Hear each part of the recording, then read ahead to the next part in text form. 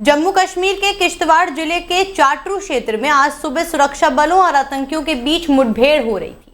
सुरक्षा बलों ने 2 आतंकियों को ढेर कर दिया है। अभी भी 2 आतंकियों के छिपे होने की खबर है। जम्मू कश्मीर पुलिस ने जानकारी दी है कि ये मुठभेड़ सिंहपोरा क्षेत्र में हुई, जहां आतंकियों के एक समूह को घेर लिया गया।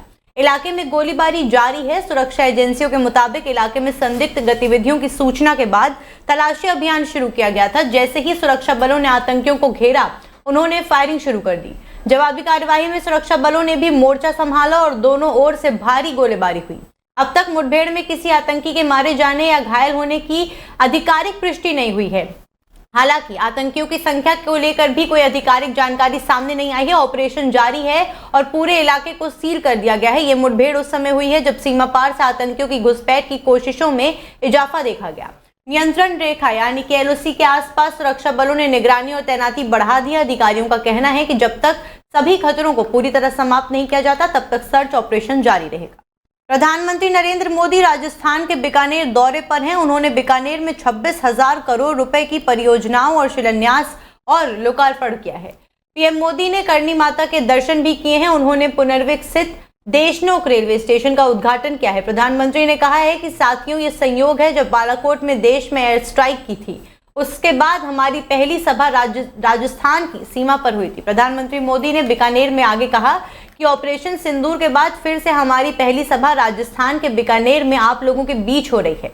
दुनिया ने देख लिया है कि जब सिंदूर बारूद बनता है तो क्या नतीजा होता है। साथियों, 22 तारीख के हमले के जवाब में 22 मिनट में आतंकियों के 9 सबसे बड़े ठिकाने तबाह कर दिए। हमारी सरकार ने तीनों सेनाओं को खुली छूट दे दी थी। सेना ने पाकिस्तान को घुटने टेकने पर मजबूर कर दिया।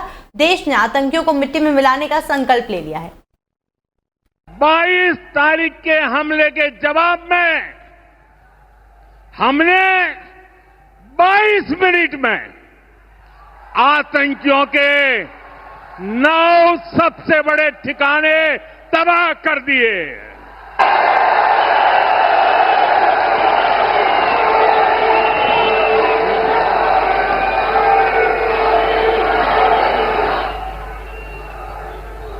दुनिया ने और देश के दुश्मनों ने भी देख लिया कि जब सिंदूर बारूद बन जाता है तो नतीजा क्या होता है।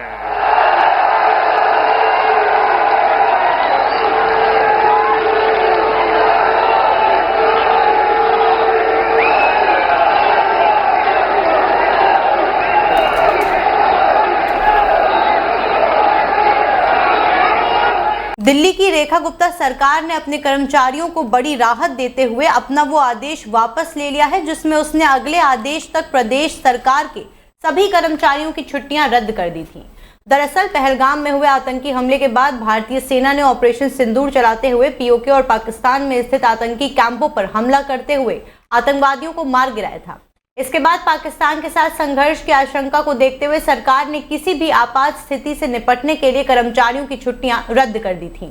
आदेश वापस लेने की जानकारी देते हुए दिल्ली सरकार के सेवा विभाग ने कहा कि अधिकारियों और कर्मचारियों की सभी छुट्टियां रद्द करने संबंधी 8 मई का उसका पिछला आदेश तत्काल प्रभाव से वापस लिया जाता है। 8 मई के अपने आदेश में विभाग ने ऑपरेशन सिंदूर के बाद भारत और पाकिस्तान के बीच किसी भी तरह का सैन्य संघर्ष होने से उत्पन्न किसी भी आपातकालीन स्थिति के लिए तैयार रहने के लिए अगले आदेश तक दिल्ली सरकार के सभी कर्मचारियों की छुट्टियां रद्द कर दी थी। ग्रीस के कासोस द्वीप के पास तेज भूकंप आया है, जिसके बाद ग्रीस के कई हिस्सों में महसूस भी किया गया है। रिक्टर स्केल पर इसकी तीव्रता 6.1 मापी गई है। यूनाइटेड स्टेट्स जियोलॉजिकल सर्वे यानी यूएसजीएस के अनुसार ये भूकंप स्थानीय समय अनुसार रात 1:51 पर आया, जिसके बाद लोग अपने अपने घरों से बाहर निकल गए। 14 मई को भी ग्रीस के में भूकंप आया था। भूकंप के तेज झटके महसूस किए गए थे। इस दौरान भूकंप की तीव्रता रिक्टर स्केल पर 6.3 मापी गई थी। यह भूकंप सुबह के समय आया था। भूकंप इतना जोरदार था कि लोग सहम उठे। जर्मन रिसर्च सेंटर फॉर जियोसाइंसेस के मुताबिक ग्रीस के क्रीट द्वीप पर 14 मई को तड़के 6.3 तीव्रता का भूकंप आया। हालांकि इससे कोई बड़े नुकसान की खबर नहीं आई। लोगों से सावधानी बरतने की अपील की गई है। इस भूकंप के बाद सुनामी का आकलन शुरू कर दिया गया है। सुनामी के खतरे का मूल्यांकन किया जा रहा है। पिछले हफ्ते ग्रीस के दक्षिणी तट पर जोरदार भूकंप आने के बाद ऐसी ही चेतावनी दी गई थी। 13-14 मई की रात को 6.1 तीव्रता का भूकंप आया था, जिसके बाद दक्षिणी तटीय क्षेत्रों के लिए सुनामी की चेतावनी जारी की गई थी।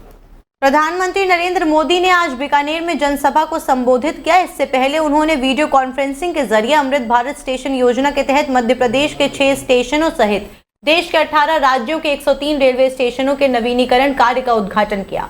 वीडियो कॉन्फ्रेंसिंग के जरिए आयोजित इस कार्यक्रम में एमपी के सीएम डॉक्टर मोहन यादव भी शामिल हुए। अमृत भारत स्टेशन योजना के उद्घाटन कार्यक्रम में शामिल होने के बाद सीएम मोहन यादव ने कहा कि पीएम मोदी ने मध्य प्रदेश को अद्भुत सौगात देने का काम किया है।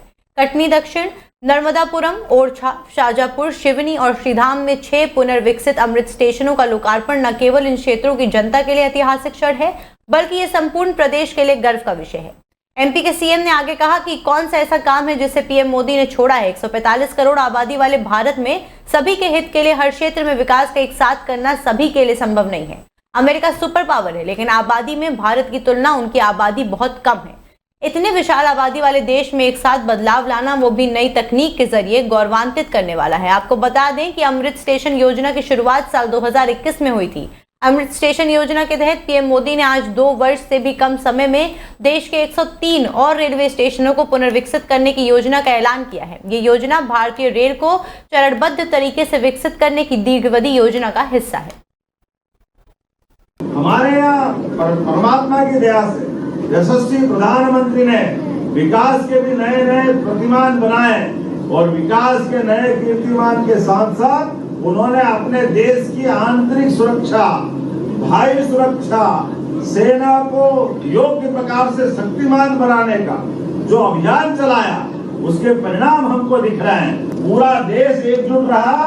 अपने यहाँ पूरे देश में मोदी जी के नेतृत्व में कोई दंगे नहीं हुए। जोरदार अभिनंदन करो। ये है मोदी जी का बदलता भारत। यशस्वी प्रधानमंत्री के नेतृत्व में विश्वास की जीत है, सारी पार्टियों के साथ मिलकर। जब मैं रेल के लोकार्पण के अवसर पे हूँ तो मुझे मालूम है कि आज ये जो सौगात मिल रही है, 6 स्टेशन मध्य प्रदेश के हैं। यहाँ हमारा नर्मदापुरम भी है, कटनी भी है, श्रीधाम भी है। आपने श्रीधाम ट्रेन चलाई।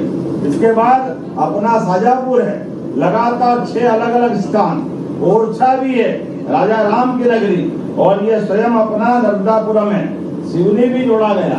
6 स्टेशन के माध्यम से इनका सबका पुनर्निर्माण कराया, जहां पर फुटओवर ब्रिज, प्लेटफॉर्म, दिव्यांगजनों को सुविधा, सभी प्रकार की व्यवस्था जोड़ते हुए। और आज प्रधानमंत्री राजस्थान में बीकानेर से 103 पुनर्विकसित स्टेशनों का लोकार्पण कर रहे हैं। जोरदार अभिनंदन करें यशस्वी प्रधानमंत्री का, जिनके कारण से सभी रेल परियोजनाओं पे आज की स्थिति में लगभग 1 लाख करोड़ के अलग अलग काम चल रहे हैं, जिनके लिए अलग प्रकार से विकास का एक नया कीर्तिमान बनेगा।